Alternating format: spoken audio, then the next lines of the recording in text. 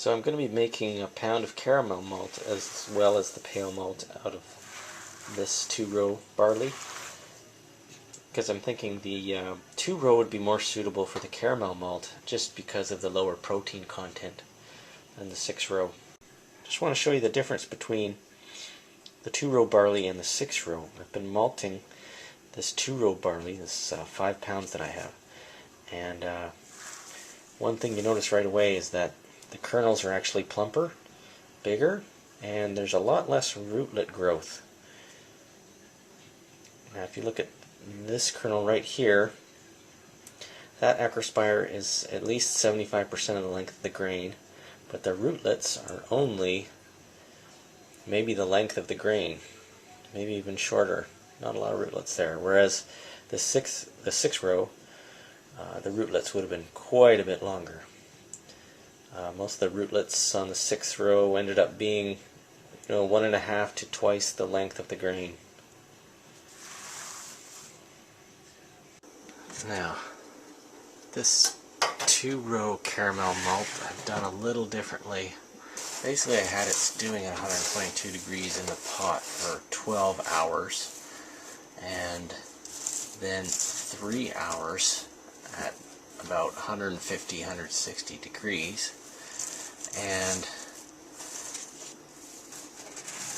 it's actually sticky. I'm just drying it right now.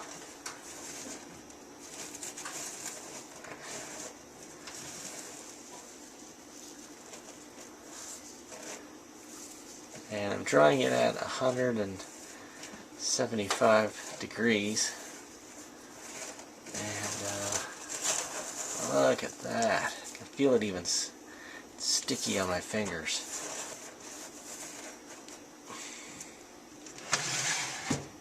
Nice. And it's developed quite a nice tan color. And most of that happened during the initial kilning at 175 degrees. Now I'm just going to cure it at 325 for a little bit longer.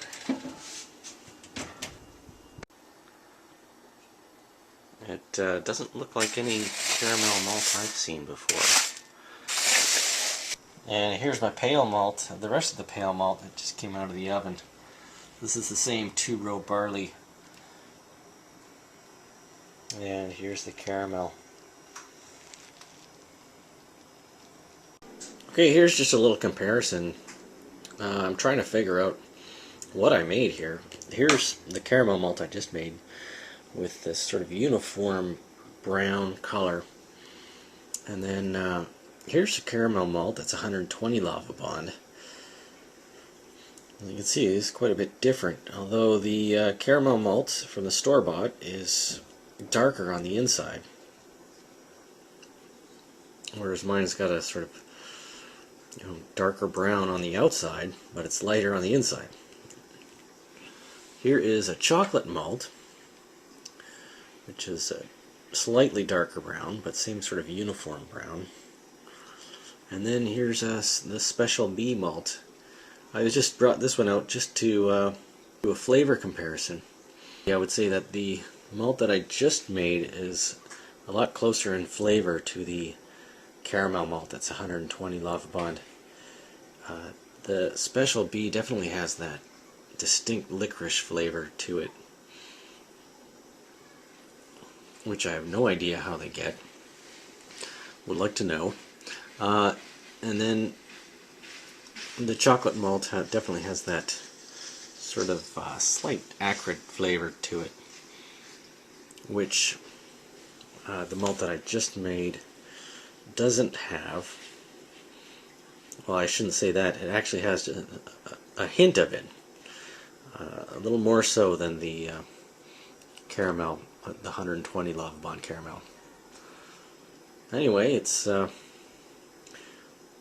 kind of fun you can have with malting your own grains. Make something new.